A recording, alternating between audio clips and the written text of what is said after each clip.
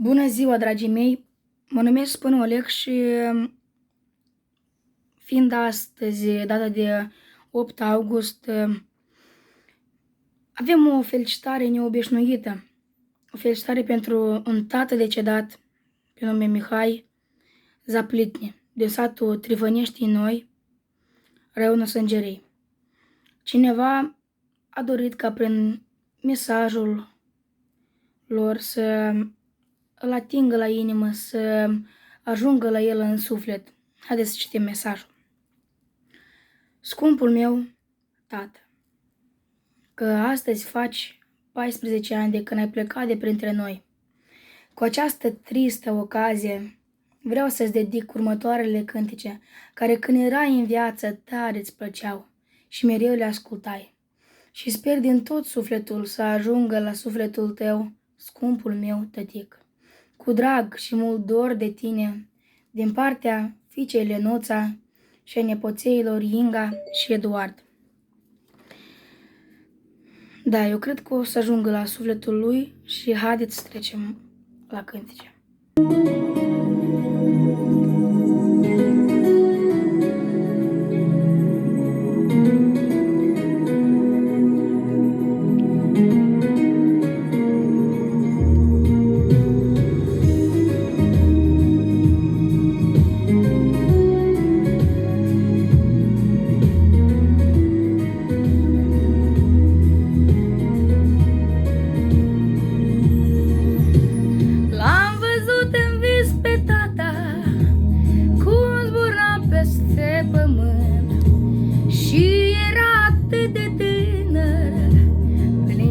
Zâmbet și frământ, l-am văzut în vis pe tata, cum zburam peste pământ, și era atât de tânăr, plin de zâmbet și frământ. L-am văzut strigând de drum, l-am văzut bătând în poartă, cât mi-e dor, mi-e dor acum. Mi-e dor de tine, tată, cât mi-e dor acum, cât mi-e dor de tine, tată. L-am văzut venind încet înspre casele din sat și era străin la față, parcă casa și-a uitat. L-am văzut venind încet înspre casele din sat și era străin la față, parcă casa și-a uitat. L-am văzut strigând în drum, l-am văzut bătând în poartă, cât mi-e dor acum, cât mi-e dor de tine, tată, cât mi-e dor acum, cât mi-e dor de tine, tată.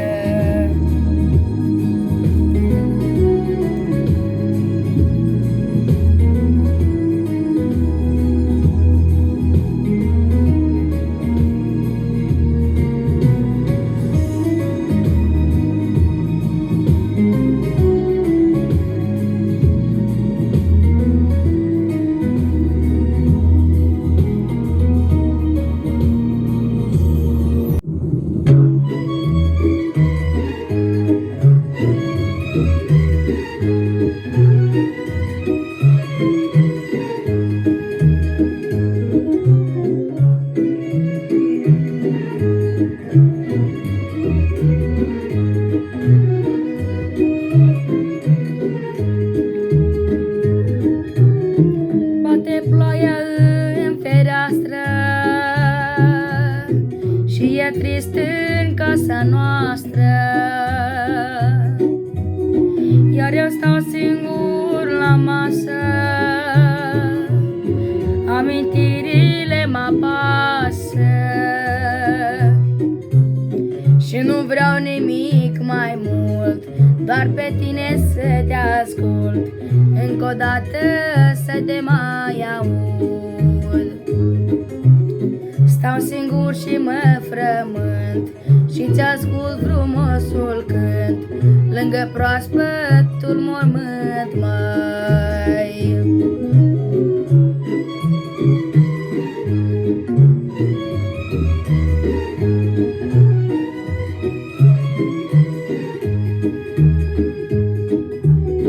Ne-ai lăsat frumos în lume și-ai plecat în altă lume. Nepoței te așteaptă să-i mângâi măcar odată, dar tu ai plecat și-ai tăcut, n-ai spus nimic. Câte ți-au mai rămas de făcut? Nu știu la ce te-ai gândit, poate moartea te-a grăbit, câte încă nu le-ai dovedit.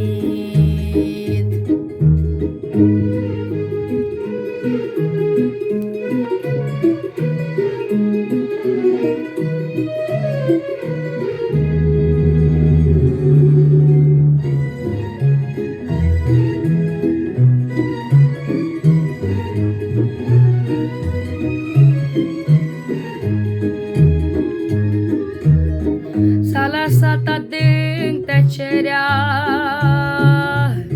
din cer a căzut o stea, măi. Mare ne-a mai fost durerea,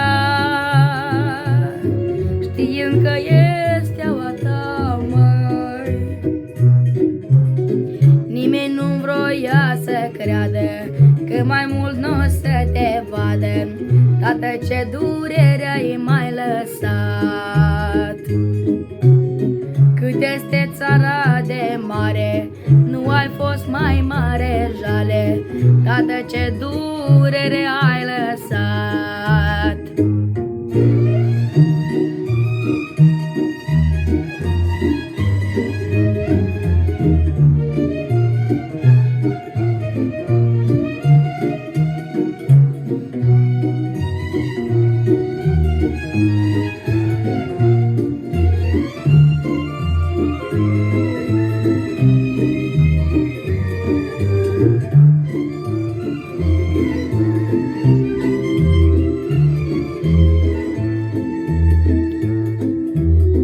Ai luat cântul cu tine și-ai plecat în altă lume. Te-au dus frații tăi pe brațe și te-o plânge întreaga viață. Și nu vreau nimic mai mult, doar pe tine să te ascult, încă o dată să te mai aud. Ai plecat în floarea vieții, ne-ai lăsat numai tristețe. Tată, ce durere ai mai lăsat. Stau singur și mă frământ și-ți ascult frumosul cânt lângă proaspătul mormânt, măi. Și nu vreau nimic mai mult, doar să fim pe pământ și cu tine, Tată, să mai cânt.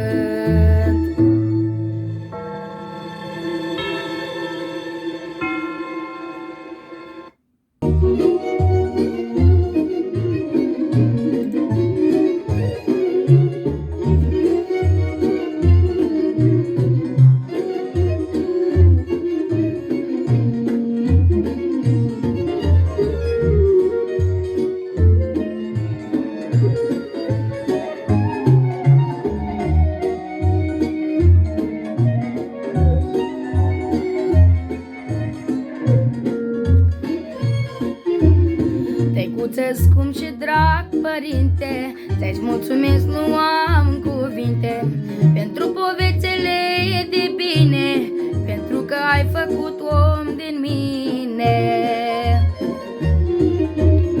Nu ce cinstit de când te știu, ai fost și ți-ai dorit să fiu un om bun și eu, la fel ca tine, tatăl meu, măi. Dragă tată, vreau să-i spun că azi dacă sunt un bun și cinstit și de cuvânt, datorită ție sunt, măi. Dragă tată, vreau să-ți spun că azi dacă sunt un bun și cinstit și de cuvânt, datorită ție sunt, măi.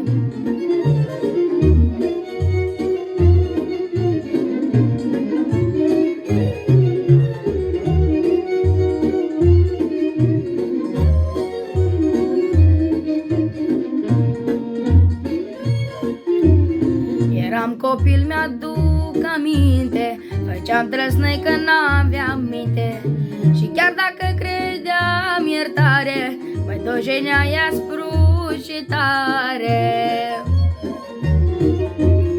Dojana ta m-a învățat ce rău ce trebuie îndreptat, greșelile dacă îmi iertai, din mine om nu mai făceai, măi.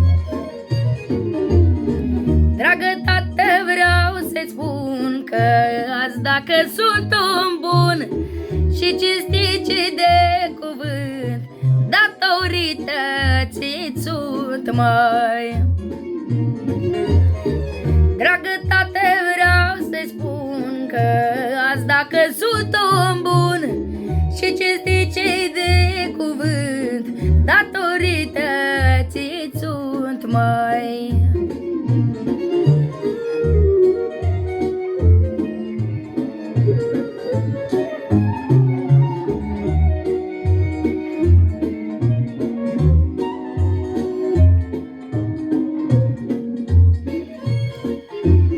Între bărbați azi bem la masă, câte un pahar la noi în casă, și-ți văd în ochi mândria toată, că ești bunic, iar eu sunt tată. Pe-al meu copil mult îl iubesc, dar când greșește îl dojenesc, că dacă îl iert n-are cabar, și ce-a greșit va greși iar, măi. Dragă tată, vreau să-ți spun că azi dacă sunt un bun și cinstit și de cuvânt, datorită ție sunt, măi. Dragă tată, vreau să-ți spun că azi dacă sunt un bun și cinstit și de cuvânt, datorită ție sunt, măi.